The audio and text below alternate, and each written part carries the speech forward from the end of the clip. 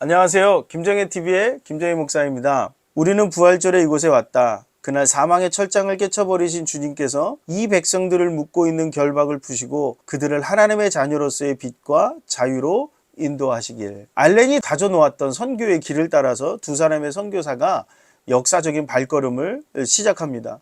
1885년 4월 5일 오후 3시 이수정이 번역한 마가복음 한글 성경을 가진 언더우드와 아펜젤러 선교사가 제물포에 상륙한 것입니다. 제가 앞서 읽어드렸던 이 기도는 아펜젤러 선교사가 제물포항에서 내리면서 했던 기도문을 일기에 기록한 것인데요.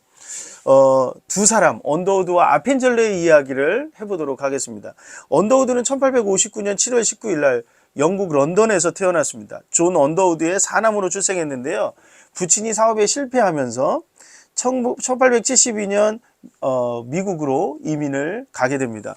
뉴욕 대학을 거쳐서 1884년에 뉴 브론즈윅 신학교에 입학을 해서 졸업을 하고요. 뉴욕 대학을 거쳐서 1884년에 뉴 브론즈윅 신학교를 졸업을 하게 됩니다. 그리고 목사 안수를 받고 선교 준비를 하게 되는데 뉴욕 대학에 있을 때 역시 알렌 선교사와 마찬가지로 대북 운동의 여파로 SVM이라고 하는 학생 자원 운동에 큰 은혜와 영향을 받았습니다.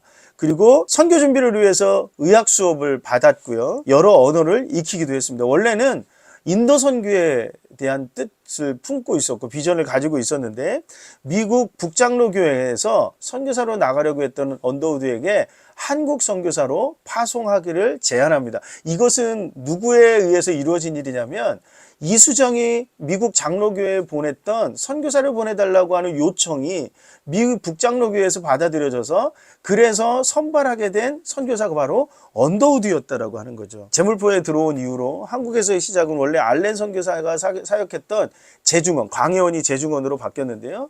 제중원 의학교에서 화학과 물리학을 가르치는 일이었고요.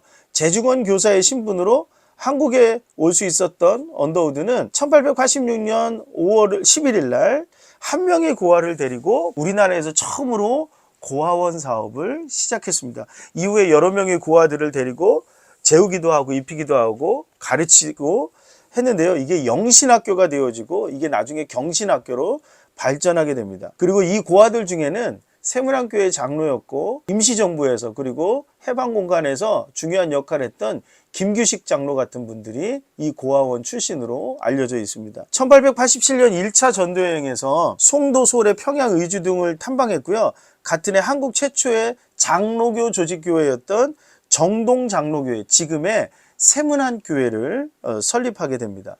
1895년 청일전쟁이 끝난 후에 서울이 콜레라로 인해서 죽음의 공포에 사로잡혀 있을 때 언더우드는 세문안교인들과 함께 서대본박에서 프레데릭 언더우드 보호소를 마련해서 전염의 위험을 무릅쓰고 헌신적인 봉사를 했다라는 에피소드도 전해지고 있습니다. 한편 아펜젤러는요, 1858년 2월 6일 날 펜실베니아주 소더톤이라고 하는 곳에서 독일계 스위스 출신 개혁파 교인이었던 기드온 아펜젤러와 마리아 게르하르트 사이에서 삼형제 중에 둘째로 태어났습니다.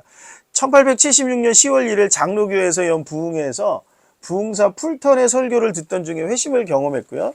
자신의 영적 생일로 정했던 이날 아펜젤러는 평생토록 그리스도의 복음을 위해서 헌신하겠다고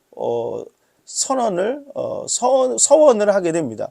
원래 장로교인으로 세례받았지만 웨스터체스터 사범학교를 거쳐서 랭카스터 개혁교회 계열의 프랭클린 앤드 마샬 대학에서 히브리어와 헬라를 공부한 후에 1879년에 감리교로 전환하게 되고요. 이적하게 되고 드류 신학교에서 신학과정을 마쳤습니다. 재학 중이던 1883년 10월 하트포트에서 열렸던 전국 신학교연합회 집회에서 참석해서 해외 선교에 헌신할 것을 다짐하게 됩니다. 그리고 훗날 게일 선교사가 자신의 글에서 아펜젤러 선교사에 대해서 했던 말이 있는데요.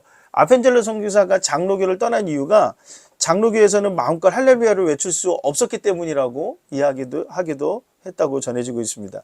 아펜젤러는 1884년에 스크랜턴과 함께 미 북감리교회 한국 파송 선교사로 결정이 되어서 이듬해 2월에 목사 안수를 받았습니다.